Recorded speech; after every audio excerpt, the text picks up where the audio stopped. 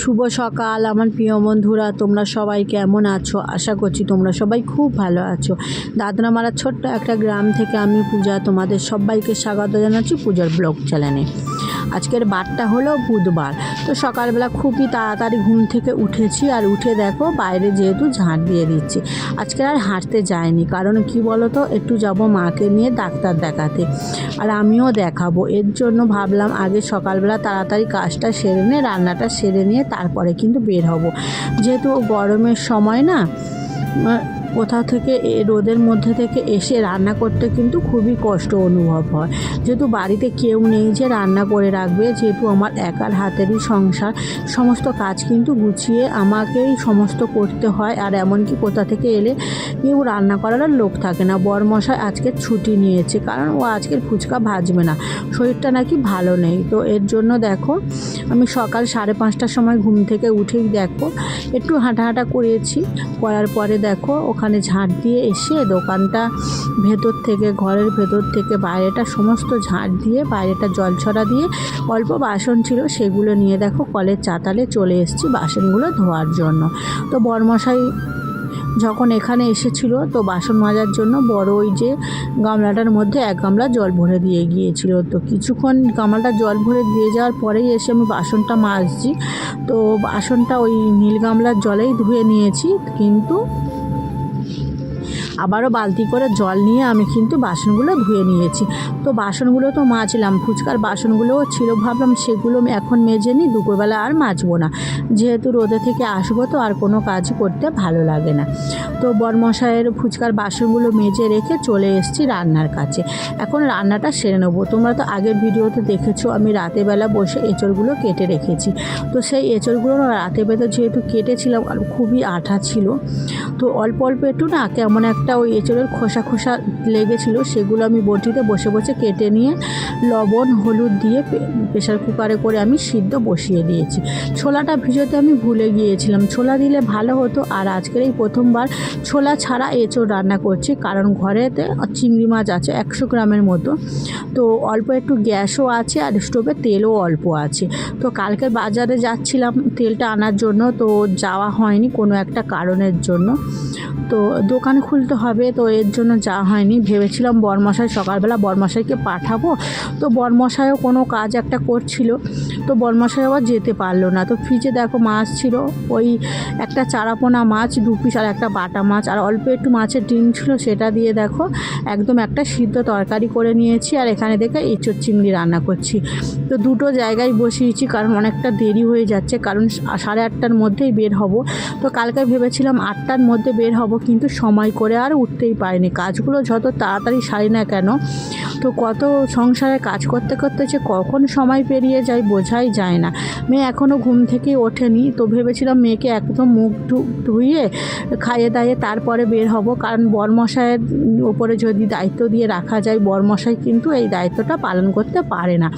তো 8:30 বেজে গিয়েছিল, এর জন্য বেরিয়ে যাচ্ছি। তো দেখো গাড়ি করে যাচ্ছি, বেরোনোর সময় কোনো ভিডিও করতে পারিনি। আর এই দেখো ডাক্তার দেখিয়ে এখন দেখো গাড়ির মধ্যে করে বাড়ি যাচ্ছি, কারণ ডাক্তার দেখাতে গিয়েছিলাম, অনেকটা ভিড় হয়েছিল। আবার কিছুক্ষণ ব্যাংকে গিয়েছিলাম। তো দেখো একদম ব্যাংকে থেকে ফিরে তো অল্প একটু মাছ টুকিটাকি জিনিসপত্র কিনে নিয়েছি। তো কিনে দেখো একদম বাড়ি ফিরে যাচ্ছি। খুবই রোদ, কারণ বাড়ি ফিরতে ফিরতে অনেকটা দেরি হয়ে গিয়েছে, 12:30 বেজে গিয়েছে। গাড়িও পাচ্ছিলাম না, কারণ এই রোদের সময় সবই গাড়ি ভ্যান সবই বাড়ি চলে গিয়েছে। ও তো কোনো 2-1টা গাড়ি ছিল, অনেকক্ষণ বসে থেকে থেকে দেখো গাড়িটা পেয়েছি।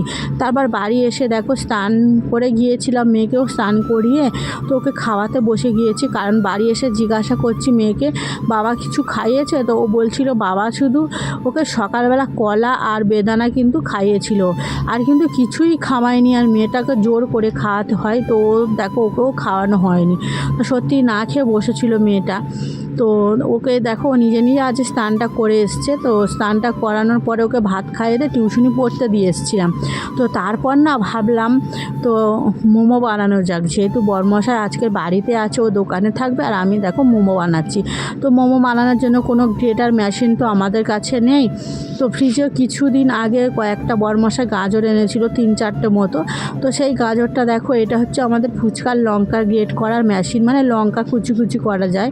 তো আর কোনো কিছু কিন্তু করা যায় না, খুবই কষ্ট। মানে আলু ভাজার মতন সরু সরু করে গাজরগুলো দিয়ে তারপর কিন্তু ঘুরিয়ে ঘুরিয়ে মানে হয়েছে, তাও কিন্তু মানে সেভাবেই হয়নি। তো যাই হোক, নিয়েই এখন এটা দিয়েই ম্যানেজ করতে হবে। ভাবলাম মোমোই বানাবো, কারণ মেয়ে কিন্তু মোমো খেতে বেশ ভালোবাসে। ফ্রিজে কিন্তু অনেকটাই মাংস আছে, তো রান্না করা হয়নি। কিছু সলিড মাংস আমি রেখে দিয়েছিলাম রাজস্বীর জন্য, ওই 250-300 মতন। তো মাংসটাও আমি জানো তো তোমাদেরকে দেখাচ্ছি কিভাবে মাংসটাকে আমি কুচি কুচি করেছি, কারণ বঁটিতে কাটতে গেলে অনেকটা সময় লেগে যাবে।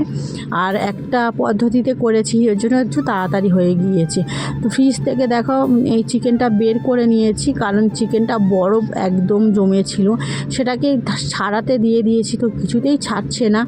আর দেখো গোলমরিচের গুঁড়ো কিন্তু আমাদের নেই, তার জন্য দোকান থেকে কয়েকটা গোটা গোটা গোলমরিচ নিয়ে শিলের মধ্যে এভাবে কিন্তু গুঁড়িয়ে নিচ্ছি।